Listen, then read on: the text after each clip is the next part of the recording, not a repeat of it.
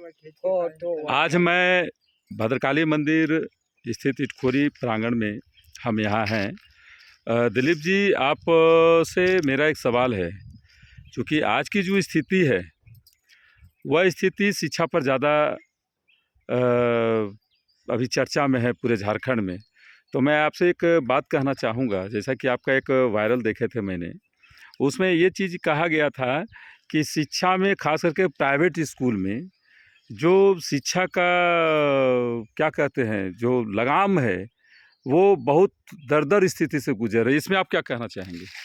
इसमें सबसे पहले आपके चैनल को मैं धन्यवाद देता हूं और मैं कहता हूं कि शिक्षा में तो सबसे बड़ा अन्याय हमारे देश एवं राज्य में जो है वो सबसे ज़्यादा समस्या किताब में है। किताब में एकदम भारी लूट है। लूट क्या है कि प्राइवेट स्कूल में जो हम किताब देखते हैं, किताब का कीमत तो खैर ज़्यादा रहता ही है, लेकिन सबसे बड़ा सवाल और समस्या यहाँ है कि प्रत्येक वर्ष किताब बदल दिया जाता है। कोई भी स्टूडेंट, कोई भी विद्यार्थी या उसके माता पिता किताब में गत्ता लगाकर, कवर लगाकर के कितना सुरक्षित रखे, लेकिन फिर एक साल बाद वह बेकार हो जाता है। और बेकार हो जाता है और वह किताब चला जाता है समोसा दुकान में या चना बेचने वाले के पास, और उस किताब के पन्ने में समोसा या चना या भूंजा बिकता है। और पहले अगर हम लोग अगर हम छात्र जीवन की अगर तुलना करते हैं तो हम लोग अपने ज़माने में करते थे क्या कि हम एक क्लास से आगे क्लास गए तो मतलब कि अगले क्लास का स्टूडेंट से, छात्र से आधे दाम में अपना किताब खरीद लेते थे और अपना किताब जो है दूसरे को हम बेच देते थे। उससे क्या है कि किताब में पैसा लगाना नहीं पड़ा और पढ़ाई सस्ता हुआ इस तरह से। और यह कहानी हमारे देश का सबसे बहुत मशहूर कहानी है। यह कहानी कितने विधायक, मंत्री, नेता या कितने अधिकारी का होगा, इसका कोई गिनती भी नहीं किया जा सकता है। इसलिए मैं झारखंड सरकार एवं भारत सरकार से पुनः मांग किया हूं कि जो भी झारखंड सरकार की किताबें हैं वो झारखंड सरकार के द्वारा जारी किया जाए, और जो दिल्ली बोर्ड की किताबें हैं वो भारत सरकार के द्वारा जारी किया जाए और उसका मूल्य सरकार द्वारा तय किया जाए। और ये किताब कहीं भी, कोई भी सरकारी स्कूल हो या प्राइवेट स्कूल हो या फिर कोई भी किताब दुकान हो, सभी जगह सामान्य मूल्य पर उपलब्ध हो।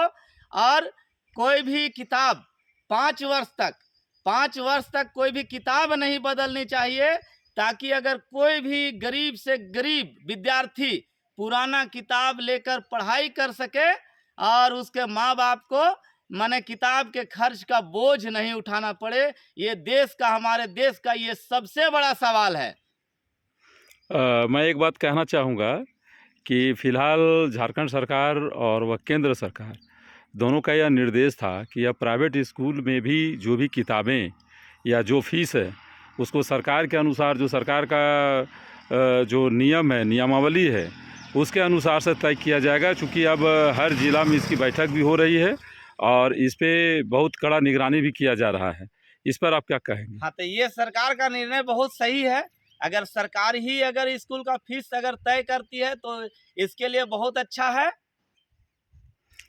अच्छा, मैं आखिरी एक सवाल है कि अब आप ये बताइए कि सरकार से आपकी क्या मांग है? सरकार से यही मांग है कि स्कूल सरकारी हो या प्राइवेट, किताब दोनों समान होनी चाहिए। जिस किताब से एक नेता का बच्चा, एक मंत्री का बच्चा, एक मुख्यमंत्री का बच्चा पढ़ता है, उसी किताब से एक गरीब का भी बच्चा पढ़ना चाहिए। यही मेरा सबसे बड़ा उलगुलान है।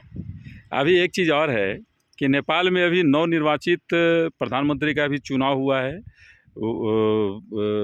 क्या बोलते हैं, गृह मंत्री का भी चुनाव हुआ है, सारे मंत्री का चुनाव हुआ है।